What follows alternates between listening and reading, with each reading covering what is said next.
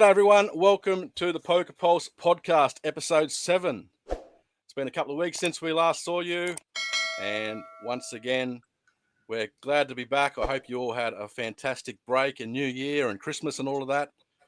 Once again, I'm joined by my two wonderful co-hosts, poker player and dealer Catherine Young. How are you, Catherine? I'm good. It's so good to be back. Good to see you again, Craig. Yeah, now you had a good break, I'd imagine. Yes, it was a very, very eventful December. I was overseas, obviously. I talked about that last podcast. I was in the Bahamas and then come back via New York and then back to Sydney and then New Year's. Now we're here. Yeah, well, that sounds like pretty fun. I've been to New York. I love that place, but I haven't been to the Bahamas. So might catch up on some little shorts or videos or stuff that you took. We might have a quick look at that.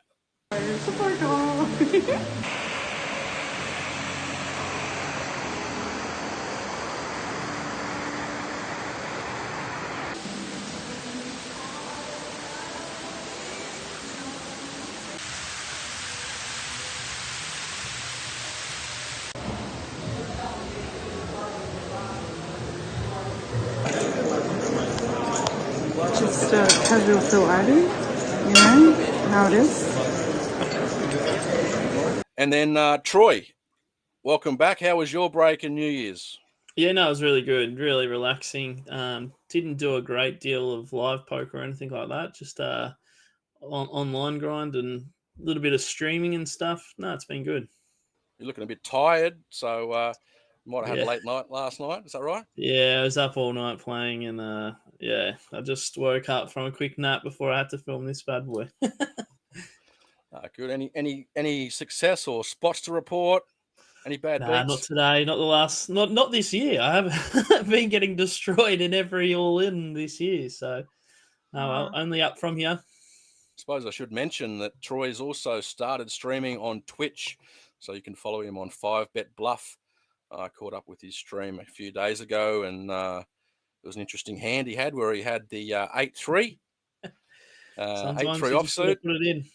Yeah, and for a bounty, and it was absolutely crushed pre-flop and ended up rivering him and taking a nice bounty. So that was good fun. And also, very special episode today. We're very fortunate to have another huge special guest on our show. We've heard of poker sharks, but this week we have a poker croc. Bring him in right now. Here he is. Croc! Oh, look at that. A little crocodilia, is it? Who would that be? Crocodile, how are you, Catherine? How are you, Troy? Craig? How are you doing? Good Happy to New see Year. you. Welcome, Happy New Year to everybody. Argyros, is that how you pronounce it? Mate, I've heard Argyros, I've had Argyros, I've had, in Greek it's Argyros, Argyros in English, I guess, Argyros. So, you know. Yeah, anyway, well, I'm sure we've got... It depends where you pronounce it. Yeah, we'll have plenty of chat about with you, some Croc Tales and all sorts of stuff in a sec, but I just wanted to just let everyone know what's coming up on the show. So obviously we've got yourself. We'll be talking about some cool stories, some of your achievements, plenty of that stuff. Then we're going to have our In the Blender segment where we'll quiz yourself, Troy and Cathy. And our topic this week, I've really been getting into crocodiles this week. So some of our questions will be around that. Then what we might talk about as well is some big poker coming up. And you're involved with Stacked Poker in Adelaide. So we'll go through what to expect down there. I really like what they're doing down there and some other sort of stuff off the field as well. So we'll talk about that. Then we'll have our regular Maiden winners segment where I go through some of the first-time winners this year already in Australian poker. So someone who's never won a trophy. And then a few other poker series that's also coming up over the next couple of months. So, yeah, as I said, we've got you, Billy. So you're the special guest, Catherine. Thought maybe we might start with you. You got any questions about the obvious ones for Croc or anything like that? Well, yeah, I mean, let's start with the blaringly obvious. Can you just tell us about your name, how you got the nickname the Croc, why it's such a signature of you, and how this all came to be? Oh my God, this. I think I must have told this story about 1 million times. We'll go 1,000,001. Basically, first I was in Vegas since it was 1988, and no one knew my name or everything. Everyone had nicknames in Vegas, and I played this satellite, and I ended up cashing for 14,000 US. So I'm so excited. It's like huge amount of money for me. So I've woken up. I couldn't sleep. I've woken up 8 o'clock in the morning. They said one seat left for the 1K satellite for the main event. And so I said, you know what? I just peeled off 1,000, sat down. 3.5 hours later, I'm heads up with Johnny Moss, and I'm nervous as anything. I had 60% of the chips, and he had 40%. And I said, Mr. Moss, would you like to do a deal? He goes, what kind of deal you want to do, boy? And I said, well, I've got 60% of the chips. You got 40. How about you give me 5K cash? I'll take 10% of you in the main. He gets up. Now, I didn't know about this at the time, but people have backers, which, so he walked up and someone must have been backing him. So he's gone and walked away. At this time, a big rails formed because it's like, 20 minutes to go before the main event. They're all watching on and they're hearing the conversation. And Johnny comes back and he goes, tell you what I'm going to do, boy. I'm triple world champion, Johnny Moss. I'll give you 4,000 cash. That's a very good deal for you. And no 10%. You got a deal? And he puts his hand over to shake my hand. I go, deal the cards. And anyway, the crowd goes, oh my God, who was that? And one of the guys didn't know my name. He just, the famous movie was Crocodile Dundee. He goes, that's Crocodile Dundee from Australia. Anyway, I went on to win. I went in to win, and the guy comes up, and I overheard him, and he goes, oh, congratulations, what's your name? I said, Crocodile Bill. Started shaking his hand. He goes, all right, Crocodile Bill. And then from then on, I started buying paraphernalia and stuff, and went the following year, and I started getting puppets and hats and T-shirts. And that's without even TV being on, because in the old days, a lot of people, did a lot of that stuff back there. It was everyone had nicknames. And one of the guys came up to me, he goes, I tell you what, Crocodile, it took me 15 years to get my nickname, Hippie John. You haven't been here 15 weeks. And then it just blew. And then, later on, people started to call themselves. I think I used to play with them, Bert Abernethy, and he started calling himself the Shark when the TV stuff came on and everything. But I had, I did all my crocodile paraphernalia at the start. To me, I think poker's fun, and it's, try to enjoy it and try to make everyone laugh at the table. Did you win the satellite? Yes. No, I won the satellite. Oh, Let's go. I won the satellite. Sorry. That's how I won. I continued, and then 15 minutes later, I won. The guy comes up and he goes, "Congratulations, you're in." Now, I actually tell you, now I'm in the main event. This is how I got knocked out. The main event, first time ever. I'm raw as anything, but I was very aggressive back then. So we end up playing, and we're near the end of day one. The guy's raised, and I shouldn't even call with a hand, but I've got ace-3 of spades. So I said, I'm on the button. You know what? I'm going to call. If he checks to me, I'm just going to bet. So I've called. The big blind decides to call. The flop comes over 2, 4, 5. I flopped the nuts. Good flop. Well, second nuts, 2, 4, 5. First guy checks. The original raiser now bets something. I'm so excited. Like, I played like an absolute amateur. I'm all in. I'm doing high fives. I've got the waitress coming and play. They go, look what I got, look what I got, look what I got. The guy in the big blind, he sits there and he looks there and he goes, his name was Kevin Rickard. I'll never forget.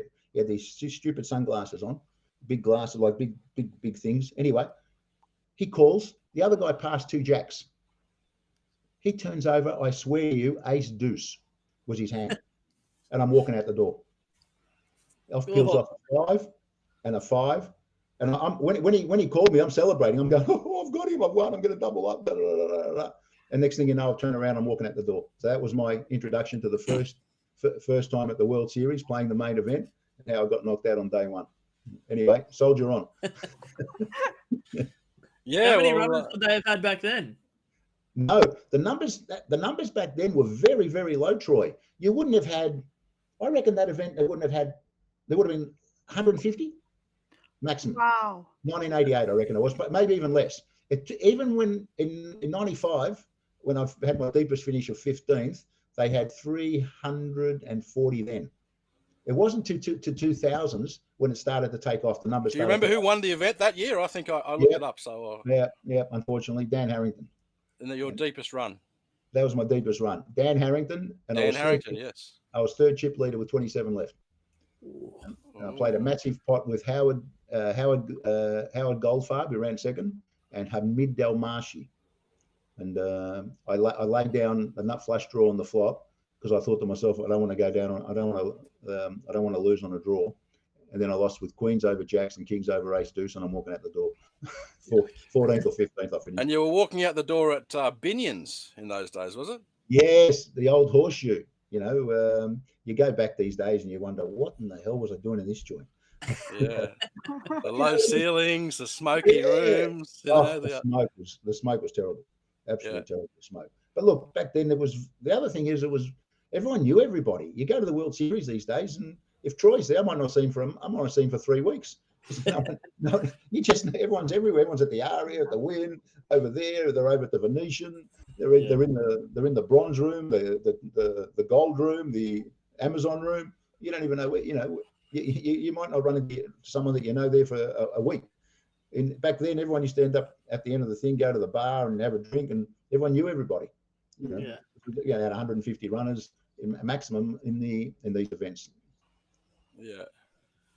Is that your most favourite destination? I know we had you on the Player Probe on one of our first episodes. We caught up with you at the Star. Cathy asked you a couple of questions, and you mentioned somewhere else over in Europe, I believe. You're going to get it. Yeah, okay. Probably my favourite trip was 2008. We were sponsored by T6 Poker at the time, and we ended up going to San Remo and Monte Carlo, and it was just beautiful because you could play poker and then go for a swim.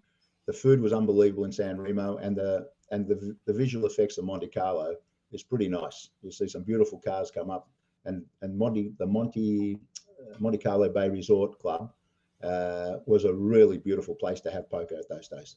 It probably still is, you know. So that was probably my favourite trip. One of the other favourite trips was probably Queenstown.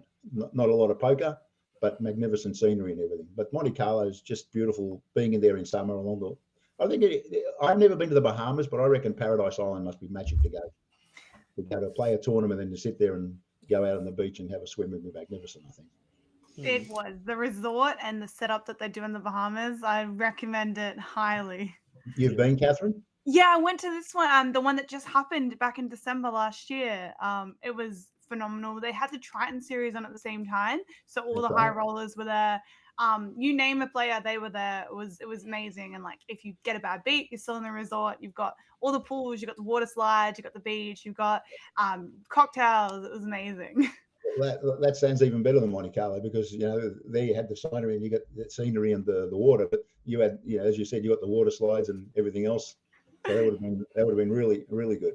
Yeah. How long did it take you to get there? It was like, I heard it's like a 30 hours plus. Oh my goodness. The way there, it was like about 25 hours, and that's because we only had we had 3 plane rides, we had 2 layovers, and they were only like 2.5 hours each. So we did it like one flight to the other. But right. I saw some of the options were like 35, 40 hours, and I was like, I'm not taking that.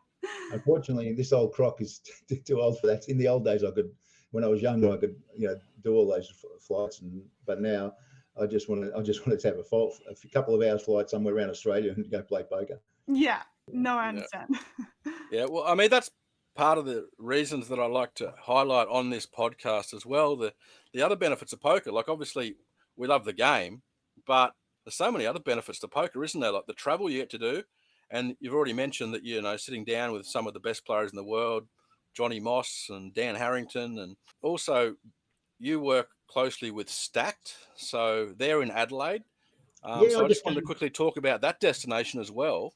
Well, I just came back, Craig, about a week ago. We played the famous Table 46 game that used to play always at the Aussie Millions. It was called Table 46. It was the VIP room at the back. We used to play Hold'em, Omaha, and Omaha Low. It was a limit game. We used to play 200, 400. It was a black chip game. And that game was one of the most popular and most fun times, and it still was. And because Crown is so difficult to work with these days, we decided to play down at Stacked, and everyone had a really good time. But Table 46, we've had Phil Lark play, Jason Mercier play, Phil Helmuth play, Nina Bedak play, the Hendon Mob, Ram Vaswani ended up playing. Jungle Man. It was called the Jungle Man when we finished with him. We called him the Jingler. He was pulling his hair out, and he goes, because it was a very loose game, and trust me, it was a very loose game, and trying to put people on hands in our table 46 game, forget about it.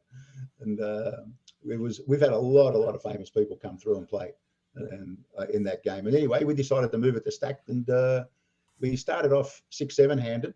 It was myself. Normally Jeff Lysandro and Gary Benson couldn't make it this particular time. The famous Maharaja, Ash Goodman, Jared Flopnuts on You was there.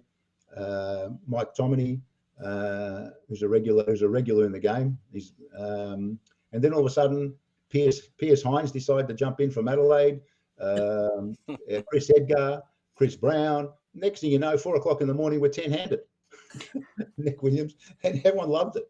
Everyone had a ball, and Andrew and Curly did a magnificent job. They prepare a big platter for us every night. They'd run down, give us a bakery run at 12 midnight. And, who wants a bakery run? Oh yeah, Portuguese tart over here, milkshake over here. Next thing you know, who wants bowls of fruit? And then we had ice creams at 3 in the morning. It was poker. It was a poker buffet. Yeah, the hospitality down at Stack sounds really good as well, because I've seen they've got some golf day happening on the Wednesday midweek during the series this time. And Yes, I was looking at, they had a 3-course meal as well. I saw Philip Mignon and Shiraz and salt and pepper squid on the menu. $125 for a golf day and the food as well. Yeah, well, I'll definitely looks to me like I'm going to have to put that on my agenda. They've also got a wine tour. The tournaments actually start on the 27th of January. I'll be going up, and they've got anywhere from the low, if you haven't got a lot of money, the $300, they've got some $300 events up to $5,000 events. We've got a 5K high roller. They've got a 2K main event, which will probably get over 200 players. The 4K last year, the Croc Challenge got over 80 players. Yep. They've got a mystery bounty, which is always one of my favorites, as you all know, and which is $1,350, $1,650 PLO. So there's plenty. Don't think it's a low limit tournament. There's plenty of money to be made. You know. Yeah, it looks like the first week sort of all smaller events and satellites, and then that second week is where the high roller stuff starts. And as you said, last year they got some big numbers for that. They even had an 8K. I saw they got 39 in the 8K last January as well. So if they're going to get 5K this year, I reckon they'll get 80 at least. We should get close to 80 with the 5K. You know, I'm just from experience from last time we had, I think the Croc Challenge, which is the 4K event, they got over 80. So I think they should get somewhere between 70 and 80 players for the 5K. It's getting more popular. People are actually enjoying coming to Stack. You get as I said, Andrew and Curly do a really good job. They're very, very, and the staff is excellent there. They've got masseuses there at hand, and that's why it's called Stack Social. That it is social, and everyone has a good time. You can win some money and have a good time at the same time. We've also got a wine tour during the series as well, which you should go to the wine tour. Last year we went down the rabbit hole, and we ended up down the drunk hole. Yeah. I've always wanted to come over to Stack, but it just always have something on. I've never even been to Adelaide, so we probably won't be able to make it this time because I'm planning on going to Cambodia WPT. But yeah, I will come there some point in this year for sure. Yeah, I was thinking of going to Cambodia too, Troy. had it on the agenda. Then I thought, my God, with WPT up as well, the Gold Coast, and then I had the Stack series.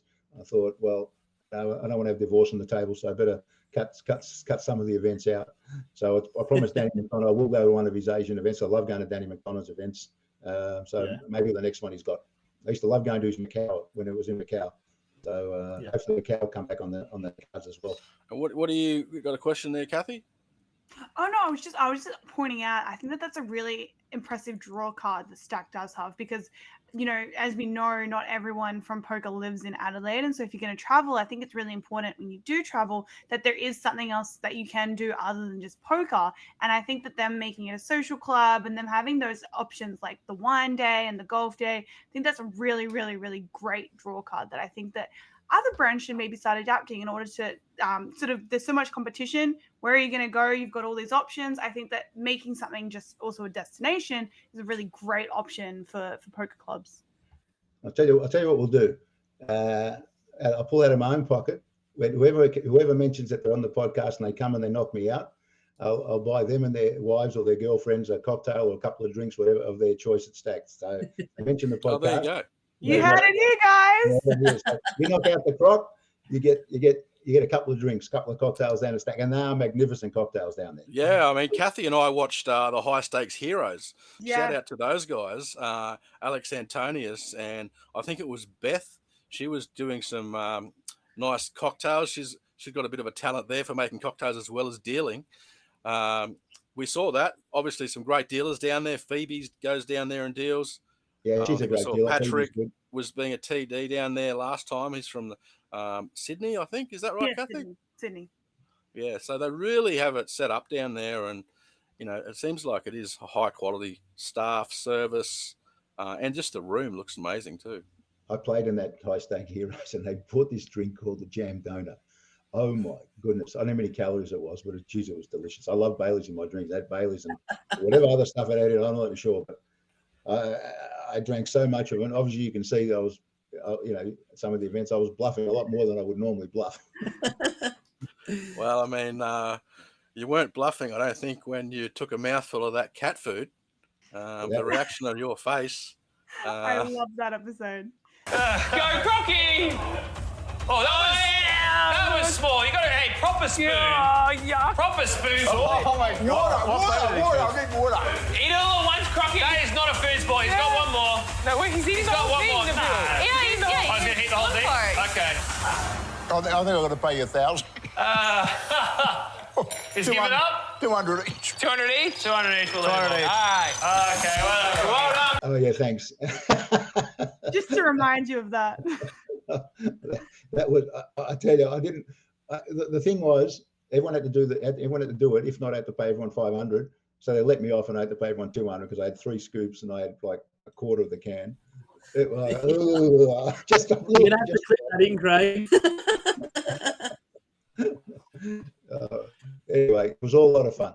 It was actually a lot of fun, and that's what's as I said, that's what I like doing about poker. When we all have a bit of fun and have crack a joke, and that's why I like playing with Troy too, because he cracks jokes left, right, centre.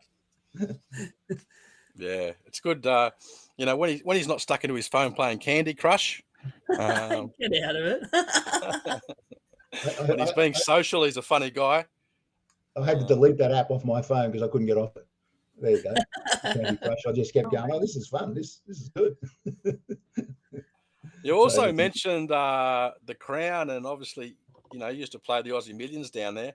Obviously, we haven't had that for a few years. We're hoping to have it back. But you've actually won 2 Aussie Millions rings. Is that right, or 3? I won. Yeah, I think I've won. Let me get this right. I've definitely won 1. It was the first time they ever came out. I won the Manila Championship down there. I've also won the 10K horse event there during the Aussie Millions. Yeah. And during Danny McDonough days, I won the APLPT. Yeah. Okay. David Yen came 3rd at the time, and that was my last big win. I've made a lot of final tables. I haven't been able to crack it for a win. So maybe this year, I'm keeping my fingers crossed that I'll start getting back in the winners table. Well, I know you're a pretty humble guy, but we might talk about a few of your achievements there. So I was going through your Hendon, and you've actually won trophies in no limit hold'em, obviously, limit hold'em, 2-card Manila, as you just mentioned, horse, pot limit Omaha. There was a 7-card stud Omaha low split. Yep. Omaha 8 ball pay gow in America somewhere. That was in America. That was at the Northern. And then the old 5-card draw tournament as well. So you've done it all. You've won trophies in absolutely everything. That's a pretty cool resume. I actually think I have. I think I've won in every form of poker. I've won a trophy. Correct. Yeah. Which you can think of. I don't think there's one that I haven't won. Probably I won in Omaha low. No, my limit hold'em. I've done Yeah. I think every event I've won. Well, they've changed the games just for you, maybe. So, they mixed me up. They brought out 5-card PLO, and then I saw Lachlan Crilly won a 6-card PLO the other day up in Brisbane at the Empire Mixed Game Academy. So, that must be. You'll have to start playing some 5- and 6-card games now just to make it a bit trickier. And Big O they brought in as well. Yeah, they brought all these different games: Badugi, Triple Draw, Badusi. I don't know, all these mixed games. All the carnival games. All the carnival games. But I like playing horse. What was the first form of poker that you got yourself into? Like, where did you start with poker? Okay, very good there, Catherine. First time I played, Mel Judah invited me to his home cash game. and it was 7-card stud, and I lost $2,000. At that time, I was earning $250 a week, and I thought, that wasn't very good. There's 8 weeks' wages down the drain. Then I went it took me about a month to go back again. I lost $1,000. I go, I must be getting better. Then I read books. Then I started positive thinking. I like that. Then I started grabbing some books and realized how bad I was actually playing. And probably things turned around. So we used to play 7-card when I grabbed the super system, which was back then, it was How to Win $1 Million Playing Poker. It was called, and then they changed it to the super system. I think I've got the original book, and I read up, and then I read how Doyle was always aggressive, and I was always passive. So I became more aggressive, and then started to get a little bit better in the cash games, and then sort of started going tournaments and having some success, and continued on from there. So it wasn't all roses at the start, definitely. But Mel was probably regarded the best poker player in Australia at the time back then, and he went to Vegas. I think he won 7-card bracelet, 7-card high-low, 3 bracelets if I remember correctly for him. And so he's always been a good friend of mine, and I went to his tournaments also in Noumea when he had him over there. So which I always enjoy spending time with Mel. Yeah, you raise another important point here, I think, for poker in general. So you got into poker, you turned up to a game, you lost, you turned up again, you lost again, but you'd slightly improved. But then you got a book and you realized that this is a game that I can actually learn at and get better at and improve, like any game, really, like golf or tennis or chess. So, and then, you got better and you learned, and now, these days you're known as Billy the Croc, and you're an Australian Hall of Famer as well. So, I mean, it just goes to show from starting where that first game where you did no good, you didn't get disheartened. I was disheartened, trust me. Yeah, but you came back. You were disheartened, but you came back. And you were determined to get better and improve and mix it up with, as you say, Mel Judah, who's one of the best players in Australia at the time, and also a Hall of Famer as well. And you took it up with him, and that's a really good story for poker, I think. And anyone can do that, right? Yeah, look, anyway, I always tell people, if you're going to start, a lot of people come up and go, I really want to play the main event at the Aussie Millions. I really want to play. Do you think I should play a Croc? I said, well, let me ask you a question. If you want to, does $10,000 hurt your bankroll? And they go, that's a lot of money. I said, well, don't play it. What shall I do then? I said, go play a satellite, spend $1,000 or $2,000 in satellites. If you're good enough to win the satellite and the poker gods are with you, that's it. Now, the first time, this is honest truth, the first 5 times I played at the World Series, or maybe 6, 7 times, I never paid once $10,000. I won satellites to every single time. That's how I got in. I got in either through a $200 satellite or a $1,000 one-table satellite with 10 players. I paid this year. I went last year, I should say, which I haven't been there for that. And other times I'd won online things, but it is a lot of money to put up. Now, if it doesn't hurt you and you want to play the main, put up the 10K. As long as if you lose, you're going to turn around and say, well, I wish I didn't do that. That's the only thing I recommend, because obviously everyone wants to play a main event in any tournament. It's always exciting. It's big numbers. They're good structures. But over in Vegas, there's that many satellites that run as well. It's like a 500 every 2 hours. Is a 1K closer to the main as well. So there's lots of opportunity. There's a lot of opportunity for if there's 10,000 a lot to put up for most people. Now, to me, I say you take a chance, and if the poker gods are with you, you win a satellite, and you should be playing. And don't put up, because the other bottom line is, don't forget, they only pay 85. They only pay 15%. So out of 100 players, 85 aren't going to get paid. So the odds aren't with you to actually get paid. Obviously, if you happen to score big, great. But, look at what Moneymaker did. I think $10 tournament at Poker Stars there, Troy. Was that right? Yeah, I think so. And a lot of players that have done really well have come through satellites. And look at Shireen Vajoram, who we had on this show. Yeah, he's told us the story of the episode satellite. 5, $165 satellite and the 1.6 million. You know Shireen pretty well, and that's a remarkable story. He's like our Chris Moneymaker. Yeah, there you go. So so I always tell, that's why I always sort of try to say, if you can afford it and you really want to play, and it's not going to hurt you, just go ahead, pony up the money. But, my biggest win was from a satellite as well at the Star. It was $175 satellite into the $1,500 main event, and chopped it up with Jen Castle for 100K. That was huge. Well, there you go. That's enormous. I had a deep run in the main this year. I studied in. Come 411th out of the 11K runners at the WSOP main this year. So yeah, that was about 45K or something, wasn't it, Troy? Yeah, I think 40K US or something like that. And what was the satellite get you in? How much was the satellite that you played over there? I played a few $500 ones, but it was like 1 in 20 or whatever. So, but then I played a 1K one, and the first 1K one I played, so you probably spent 2 or 3K on satellites instead of the 10K buy-in, and turned it into 45K. And there's plenty of stories like that. So that's the big story I like to promote to people in poker. You don't have to have all the money. It's That's just like, as I said, these stack series, as you said, the early events are $300. They've got a mini main for $400. They've got a mini main, which is only $400 instead of the $1,650 which is the main. The 2,000 for the main. So it's a fifth of the price. So if you want to play a main event, it's at the same structure. Come down and play the $400 one there. They have a 280 main event milestone with 5 tickets guaranteed, I think, on the first Tuesday there. So they're doing the milestone satellites as well. So that main will really get some numbers, all the satellites. That's what these places do really well that have their own room, is they run their satellites really well leading up to it. And then they just build that. And because they've got the numbers, then they get the more direct buy-ins as well. Crown used to do it for the Aussie Millions really well. Yeah, they do. We'll end our Croc Tales segment there, Billy, because what I wanted to do now is get into our segment, which we like to call In the Blender.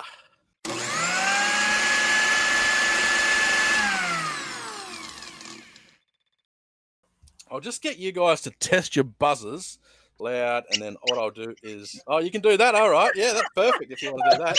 So hang on. Can you make him do it a bit louder? Perfect. Oh my God. All right. So that's Croc's buzzer.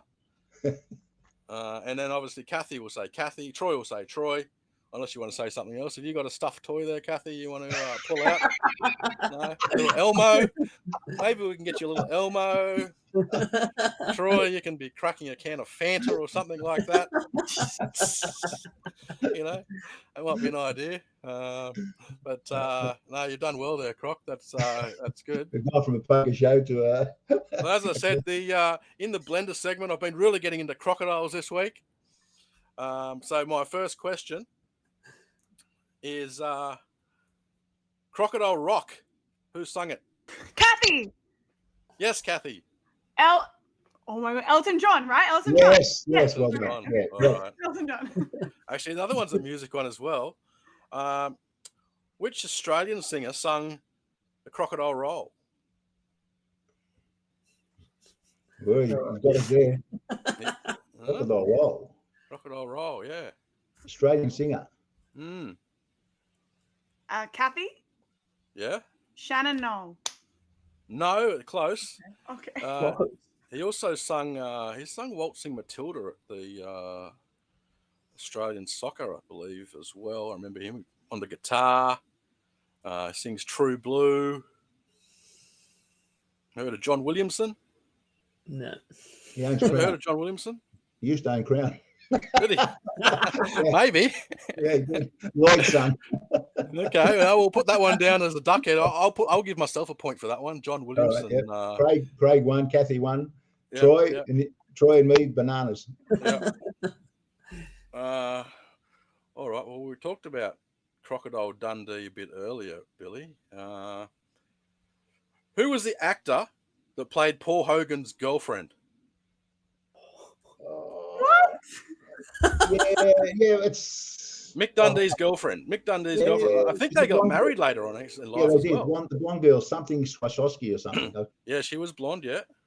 Blonde girl. You seen Crocodile Dundee, Cathy? You're a bit young, but this was 1986. I'm guilty. I've seen snippets, but I haven't sat down and watched the whole thing. So I'm a bit, no. Okay. Well, it's Linda Kozlowski is the name. And, I said Koshowski. That's my mum's name. Linda. Linda Kozlowski. Yeah, I believe they got married. The last name isn't Kozlowski. What American city was Crocodile Dundee set in? Hello, Troy. Yeah, Billy. Los Angeles. No. Oh, yeah. I said LA too, Troy. Cathy, you just went there. Tr- Maybe you should have been there and checked out where they set the Crocodile Dundee movie. Cathy, Yeah. New York. Yeah. Big Apple. New Yeah, York. the Big Apple. Yeah. The Big Yep. Apple was in New York, yeah. I mean, they might have done a scene in Los Angeles as well, but it was definitely New York where. I remember seeing it at LA, but I could be completely. Yeah, I probably stitches up there. It might be LA. We might have to go back and check the tape there. We go watch Crocodile Dundee. But definitely New York. Yeah. This is a Crocodile Dundee plug. Yeah. All right, next question. I think it's too much Crocky. If I was at the home of the crocodile hunter in Australia, where would I be? Troy, Where? Queensland. Oh, a bit more specific. Like, I mean, it's half the country. Sunshine Coast. Yeah, at what? No, not the Say city. the name of the thing. At what? Where? What would it be? A time zone or? You'll be at bowling? the Australian Wildlife Park. Australia Zoo. We'll give you Australian that. Zoo. Close enough. Yeah, that was a good effort. That was. Oh dear. All right. Well, on the sort of the zooey subject, what do you call a female crocodile? A mother crocodile. What do you call it? It's another type of animal that you might have on a farm. What? Troy, a calf. Yeah, actually, calf's a young one. Cow. Wow. Yeah, mother Really? crocodile is called a cow. Yes. I didn't know that. Yes, I didn't know it until about half an hour before we started filming this I show. didn't know that So I'm guilty there as well. Two more questions. The French luxury sports brand that sells. Yes. Lacoste. Lacoste. Yeah. They definitely have a crocodile. Like I was trying to get the question. Hey, finally You got off guessed the it. board. Lacoste. Yes. French sports brand. And the final question. This one's from I reckon Billy might get this one. The college football team. They don't have a crocodile as a mascot, but they have an alligator. Florida Gators. Florida Gators, yes. Oh my god, we need a tiebreaker. It's 2-2-2. Is it? Yes. I got two. I know that. I don't know about Troy. I think he's. He got a one. painful 2. He got a very painful 2. Yeah, we'll take it. We'll take them when they come. True or false? All right. Alligators and Troy. crocodiles. What? True. Well, I'll change the question now, so it's false. I better say, don't be false, you donk. As soon as you mention alligators and crocs, there's got to be something different. Is it true or not? What's the question? True or false? When crocodiles lose their teeth, they regrow. Cathy, True. What's the answer, Cathy? Troy. it is true. Yeah, it is true. It is true. What was the first question? True or not? Yeah, what was the question for the first one? When The one that alligators Troy and said. Yeah, what was that? Crocodile starts with the letter K. That's how he was wrong. He just made that up. He just made that up, Troy. Yeah. So that's good. I think we'll give that to Cathy. Cathy. Well done, Cathy. You got your first one on the board in the blender. That was a bit of fun. So I also wanted to just mention, we talked about Adelaide Stacked, but there was a big series at Southport Sharks earlier this year already. Smashed some records, $1.8 million series. I just wanted to shout out to Romain Movan. He took out 2 wins there, I believe. 2 Is that right? wins. Yeah, and 2 big ones as well.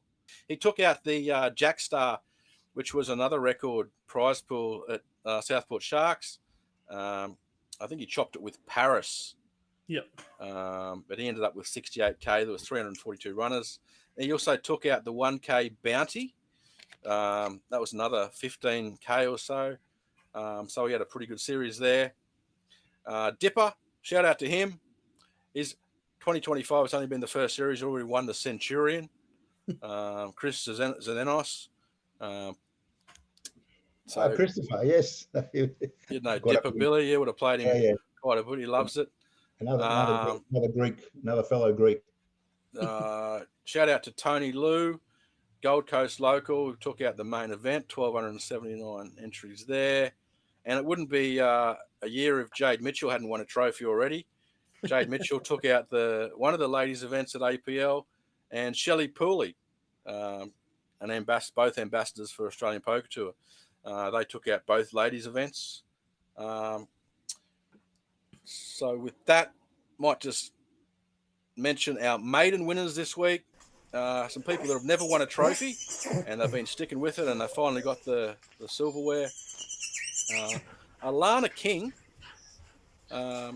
she turned up to play the teams event, APL, and she had the bad news her partner had to pull out last minute, so she found another partner in the very well qualified Mina Torfik, who's an APT main event champion, and she got her first trophy with Mina.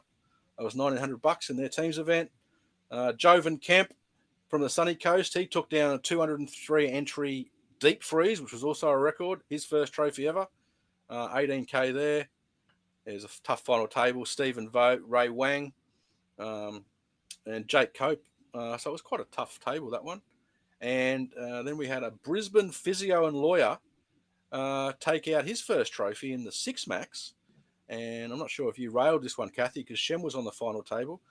But Scott Thornton, he took out 15K, 169 entries in the Six Max. Shem and Jade were on that FT too. So he did very well there as well. So I just wanted to shout out to those guys. Gave him a good rub down. Yeah. Do you remember your first trophy, Billy? But I think now probably would have been in Adelaide Casino, because it would have been Adelaide Casino would have won one of the events there, but I can't remember the very first one. Might have been, I'm going to say draw poker, because yes, I think you're right there too. But your first cash was actually in London. I looked up in 1989. That was my first international cash. I cashed before at Adelaide, but they probably haven't got them all up there. I played Adelaide in 88. Yeah. They probably didn't have the Hen and Mog. They probably didn't know. So you actually cashed before. Yeah, true. If you cashed before Hen and Mog existed, probably wasn't your first place. So because I remember my very first tournament I ever went to, and my first cash I ever had was actually in Adelaide, in the 5 card stud championships. I finished second for 7,000. Which was back then, to me, it looked like $1 million. Then I ended up going to the World Series that same time, a bit later on. So I think that was, March, Adelaide, and then ended up going with Mel Judah to the World Series. And he organised free room and accommodation for me. And that's when they got the nickname, and kept going for the next 7 years till 1996. 96. Certainly good memories, the first trophies and that. And it's, that's what I like to get people into poker. It's, a goal that they can set, get your first cash, and then get your first trophy, and then get your first big win, and just set that goal. That's how you do it with any sport, any game, and poker's no different. So it's very exciting. You have a cash, all of a sudden you run deep, especially main events. If you run deep in a main event, you pick up, like a few thousand, or then you feel good, and then you win your trophy, you feel really good. Yeah, your first day 2 or day 3, it's like so exciting. You're all nervous. First bag in a multi-flight event, etc. Yeah, it's good. And then you can go on your first, your first per game, and Billy's went through and done about a dozen of those with all the business we mentioned. So when I used to play in the main event, when I actually just sitting down right from the start, my hands would shake. I was like, I just because I was just so, it was overwhelming for me to play in a 10K event. And I ended up having to always have a couple of Baileys just to relax me. Once I got in the game, I was fine. But always at the start, I just couldn't stop. I just sit down at the table, and all of a sudden my hands would start shaking. Just because oh my goodness, main event. And I think for a lot of people, if they play their first main event for the first couple of times, they probably would be like that. Yeah. Yeah, I was a little bit nervous. I jumped in with an hour left of day 1 this year, and that first hour was a bit. Are you at the World Series, Troy? Yeah. Yeah. So did you play day 1 or start day 2? I played with an hour left of day 1, so an hour and a half of day 1 left. So I could just play for a couple of hours, and then I'll have a bag for day 2, and then it's all randomised where I sit and all that kind of stuff. Yeah. Correct. So you came in with about 100 bigs or something, if I remember Yeah. correctly. I think you start 75 bigs day 2. You know, Yeah. How did you find it? Like, where did they put you? Where did they seat? They seat you in the. Did you play on the horseshoe side, or were you in the para side? I was in the where the feature table is. Okay, that's the horseshoe side. Yeah. Oh wow, in that room. Yeah. Yeah. So I was like 3 tables from like the feature table, but yeah, it's pretty cool. Yeah, Okay. no, it's an amazing experience in Vegas. One other thing we did over the break is we ran the Australian Poker Schedule's Fans Choice Awards. Yeah, that was quite good. I saw that. That was very good by you guys. Yeah, we did our best. It was a bit last minute, so we might change a few things up next year with how we nominate, and particularly around the dealers and TDs and that sort of thing. I'm working on something there, but we saw, Malcolm Trainer, Fans Choice Player of the Year, rightly so as well. Yeah, rightly so. Definitely. Massive year. Jen Castle, she took out the Female Player of the Year by the Fans Choice, and rightly so as well. And we had Josh Baraba, who was a bit of an upset, I thought, but well deserved. He had a really good year, and I guess I'm just in Queensland, so I sort of don't see him as often as I see Lockie and Nathaniel Hutton and a few of the other guys. But yeah, congrats to him. Australian Poker Open voted Series of the Year, their first series, so that's a remarkable effort. It's very close between them and the APL Million. That was the biggest series outside of the casinos. Lauren from APO then took out that media other staff category, which I sort of made up, and we might fix that next year. But she narrowly beat Chris Waddy, who's a fantastic photographer. There's also a few other people that we missed out that were probably robbed, like Jordan Bromley and Braden Jinks and Brendan Hardy. Even Empire's streams, improving as well. So, they look to next year. And Taylor Pickles was always going to be a win for her, I thought. Very popular TD, but there are so many dealers and staff that really make a lot of effort and really good at their job. And Taylor's no exception. She's obviously one of the best, but that could have, a lot of them would have deserved that award as well. So congratulations to all those winners. Yeah, congratulations, everyone. Yeah, we also put up some stats, series prize pools throughout the year.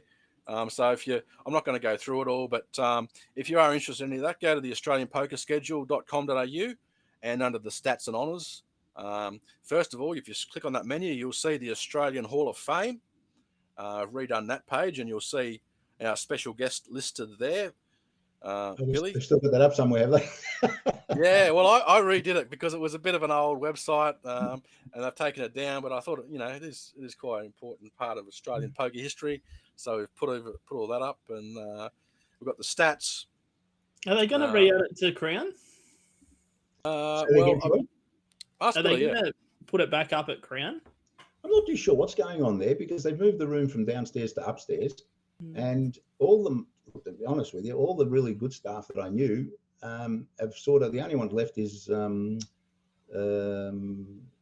Daniel? Daniel, I think. Yeah, like all the main staff's gone. Josh, APL now, Joel's moved. Haley used to help really be good for poker. She's moved other directions. Ante, I ran to Ante last night. He's moved to another area. So they've moved everyone along, and it looks like poker's been put on the back burner at Crown at the moment, But look, we should be very happy that all over Australia there's plenty of poker places that are doing really, really well, and and many beautiful events to play. There's actually you could actually go around Australia all year playing poker if you wanted to. I think Joe Hasham has a lot to do with the Australian Poker Hall of Fame, obviously, and well, the original setup was Tony G. Right. He created the Australian Poker Hall of Fame through the Poker News and the Poker News Cup. And he assisted with his assistance from Maury Peers. Now, Maury, if you're out there, hopefully you're still alive, but he was the gentleman of poker, Maury. Queenslander. Yep, 100% Queenslander. If he's still around, he's probably close to 100 now. Maury was always fun to play with. Yeah, all right. So we've got some other series coming up in the next couple of weeks as well. Starting the end of this week, the APL 600. That's their first attempt at that, but they're back down at the Canterbury Hurlston Park RSL. Cathy, Didn't that you're used to probably be doing at Townsville? No, that's No, the APL 600. Right. Yeah. Sorry. That's the they have. It's a sort of a similar event, I guess. Yeah. Yeah. But this is the I guess this is the Sydney edition of the same tournament. But it's a 52 event series, Canterbury Hurlston Park. Cathy, you're going down to work there? Yeah, so basically APL 600 is the middle ground between the PTs and the Millions. That's their vision with that. It's meant to be that middle ground where it's a dealer dealt main event, but they've still got those smaller events and then larger events as well, like a PT does. So yeah, that's what they're doing for this one. But I'll be there, and it should be really good. It's a good longer series. I think it's like 10 to 12 days or something. 52 events. 52 events you mentioned, Craig. Yeah, they put a lot back to back, and like there's small events, so they have they might have so if there's 10 events, they might have 10 days, they might have 5 per day, Wow. but they have small ones and big ones. Yeah, it's a bit different to it's a very different sort of thing to a Stacked or an Aussie Millions or something like that. But they've been doing it all around the country, and if you're a player, you got to be sort of mentally and physically prepared for it to play it, because they're good, but they're very popular, and they have that APL base of pub players and people that can earn PTCs or credits through the pub games of a week, and then they can add up and use it so they can play an $80 game, or if they could save them right up to a $2,500 Centurion. So it's not like winning tickets into an event, they can win credits and put them towards something. So yeah, that's why the 52 events, it's going to be pretty big. I think that's over 900,000 in guarantees, I thought, which is huge. So that's going to be big. And then the Star has Brisbane. The Star Brisbane, they have their debut series this February in their brand new, I'd say it's the newest poker room in the country. I did have a quick look at it when I was up there last year. Looks like they've got about 20 tables or so, but I'm sure they'll expand that for the series. But it's in a brand new casino.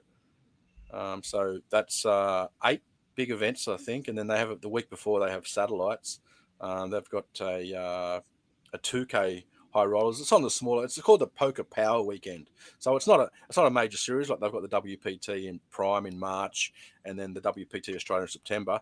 This is just sort of their local Brisbane championships, I guess, more or less. So it's 8 events, chance for 8 trophies, and a chance to play in the new poker room and experience. Is Prime that at Brisbane, or is it at Gold Coast? No, Prime's going to be at the Gold Coast. Yep. Yeah, okay. I just wanted to confirm because this one's at Brisbane, and then all the WPTs are at Gold Coast. Yeah, that's what I thought, but I was just wanted to.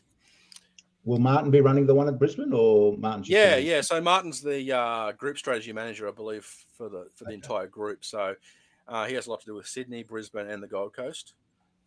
So yeah, they're just putting this event on. I think they're just sort of, it's a debut series. So you wouldn't want to debut with the WPT Australia, it's just to get things right. And I think it would be pretty good. All brand new tables and chips and everything like that. Yeah, the actual establishment looks very nice. It looks pretty good. Yeah, I played a cash game there. It was pretty good. You've been to the new one, Troy, yeah?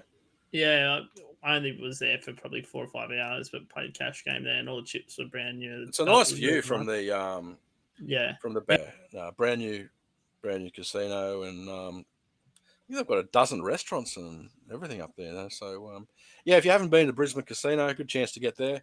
But I like what I see too. We've got a couple of series so that people in Brisbane can play that one. And if you're anywhere near Adelaide or you're a high roller and want to play the bigger stuff, get down to Stacked, because as we said, that's where the big events at that time of year is. 5K, 2K main. They've got a 1650 mystery bounty, Croc. I don't think we mentioned that. I actually did, but that's fine. Yeah, it's actually a 13. It's 1350, Craig. Not right. 16. Right. 1650 PLO, 1350 mystery bounty, 5K high rollers, 2K main. Wine till golf day, and don't forget, if you knock out Billy the Croc, come and tap me on and say, listen, Craig said you owe me a couple of drinks. Yes, you won't forget that. Catherine said half a dozen. And they've also got some deuce to 7 game as well. That's a new Yeah, one. I've I seen saw that it one. on the agenda, which I think it's a high limit. I think it's a pretty 7 Deuce Showdown, $250 buy-in on the first day. Yeah. So you got to win with 7 Deuce, I think, or something like that. Or no, if you Ah, bluff, right, you got to okay. bluff. If You you, gotta bluff. yeah, it's sort of like the cash game they play, where they play the 7 Deuce game. So, Yeah. no keep worries. your So, anyone played the stand-up game? Any Troy? I love the stand-up game.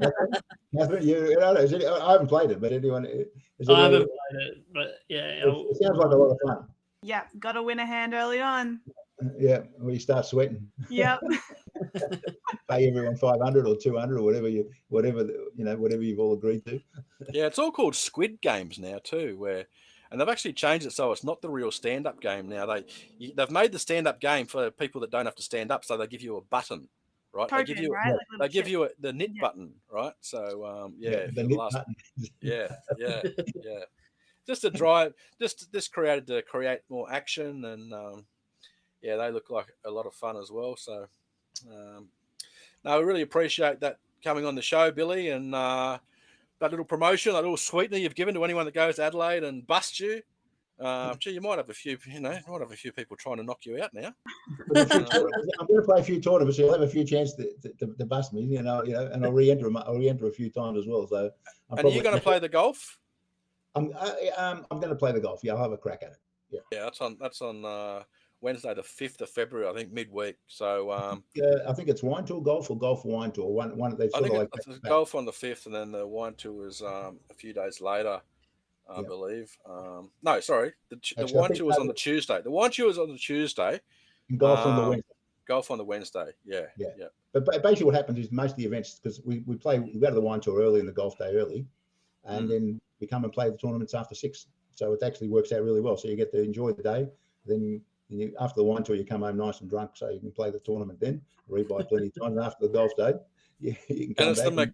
It's the McLaren Vale. It's the McLaren Vale wine tour, which is the south part of Adelaide. And I've actually been on one of those and stopped by. Well, I'm not too sure which one.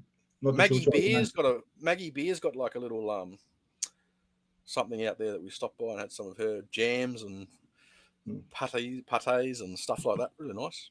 Well, last year we went down the rabbit hole and it was magnificent. Everyone had a great time. Lucky the bus driver was sober on the way back. We had a very, very good time. It was excellent down the rabbit hole. Lovely food and lovely wine. And shout out to all our South Australian viewers. There's also not just Stack down there, Southern Poker Tour, and they do some great series and stuff at wineries and that as well. So that's good to see, because poker's all about that. So we might wrap up the show. Don't forget to follow us all on social media. Cathy's got her Instagram. Troy's got his Instagram. He's also got his Twitch. Billy, you're on Instagram? Yeah, TikTok Crocky, they call me. Right. Actually, before we finish, I'll tell you a little funny story that I got set up in Vegas. So I've got a TikTok, which I'm a dinosaur, so my daughter set me up with a TikTok. So I put a couple of posts up, and I was getting like 400 views, 500 views, and I've got like, I don't know, 600 followers. All of a sudden, the next day I wake up, 2,000 followers. Next day, 3,000 followers. Next day, 5,000 followers. They go, wow, on the chat, all the boys in the group chat, they go, oh, Croc's gone viral. Everyone, oh, look at these guys, sensation. Anyway, if you look at my TikTok, I've got 50,000 followers, right? Really? Bloody Warwick. No, this is the funny bit. So everyone's going, so my daughter at home's going, Dad, look at this. I said, Jess, this can't be right. I said, my Instagram's still got about the same. Someone's setting me up here. Of course, Warwick, I'm going to dob you now, Warwick M decided to go buy me some people. And they're all having a giggle. They're all having a giggle with me. Because Warwick loves setting me up. He just sets me up time and time. Do you guys know Warwick? Yeah, I know. Okay, Troy, Warwick loves, he's the best story you've ever seen. I'll give you one more story before we go. You'll love this. So many times when we had to Vegas, he goes, oh, everyone knows you in Vegas, don't they, Croc? I go, yeah, look, I've been around a bit, I don't know. He goes, oh, you must be so famous. So I'm playing at in the Bellagio, and this guy comes and taps me on the shoulder and he goes, are you Billy the Croc? I said, yeah. He goes, look, big fan. Do you mind give me a sign? I said, what's your name? He goes, James. I said, okay. So I just grabbed a sheet of paper. I started writing to James.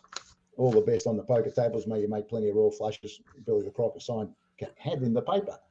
Anyway, 2 hours later, we're at the dinner with me, Warwick, George, Jason, Gary. They were sitting there eating again. Warwick goes, "Look what I bought, Croc." I said, he pulls out this sheet of paper with what I signed. I'm going, now I'm confused. I'm going, what? Then they pull out this video. They've dragged some guy off. They've dragged some guy out of walking past, giving him $10. They've gone up. They've got this video. This guy come up and he's going, "This guy here." They go. He taps me on the shoulder. As I'm signing, he turns around and he's going, takes the sheet, gives it to him. So it was a complete setup. Guy never had a clue who I was. Next day, I'm with George Marcus, who was part of the steering group as well. We have lunch at the Wynn, and he goes, "Oh, let's go play some poker." I go, "Yeah, all right, George, where do you want to go?" He goes, "Oh, let's go to that table over there." So he points to the table. So we sit down. So I'm seat 5. Guy's next to me in seat 6, and George is sitting in seat 9. Guy next to me just looks at me and goes, "Hey, aren't you Billy the Croc?" And I said, "Get that, mate, George, another one of you. What the F is going on here, mate? Another one of your cronies? Are you setting me up again?" And I used the F word a couple of times, and the guy looks at me and he goes, No, Billy the Croc, he did this, da, da, da, da. And it wasn't. I'm apologising to the guy. Go, "Mate, I'm really sorry. Can I buy you a drink?" And of course, George goes, "Of course, you're going to buy him a drink, Croc. They free." So the day was a complete setup, and I thought he's doing it again, and this guy was actually genuine. So just the mixture of events. But that's Warwick. Troy knows Warwick. He loves the slow roll, absolutely loves the slow roll, and he just takes loving the piss out of everybody. But that's Warwick setting me up on TikTok, and he set me up that time with the autograph. No, well, you do have a lot of fans, Billy. So definitely have a lot of real, genuine fans, and hopefully you get to see you on the podcast. And yeah, my mum loves me. You'll share it as well. And if everyone comes across the channel, please like the video, subscribe, share it. We're doing our best here. We love doing it. And yeah, so with that, we'll wrap it up there. As I said, thanks for coming on, Billy. Thanks, we love seeing the crocodile. No, thanks, Catherine. Thanks, Troy. Thanks, Craig. And hope to see as many people down at Stacked.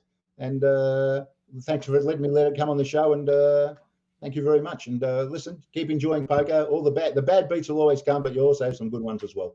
100%. Perfect. Good advice there. All right. We'll catch you next time. See you guys. Thanks, guys. Bye. Ciao. See ya. Bye.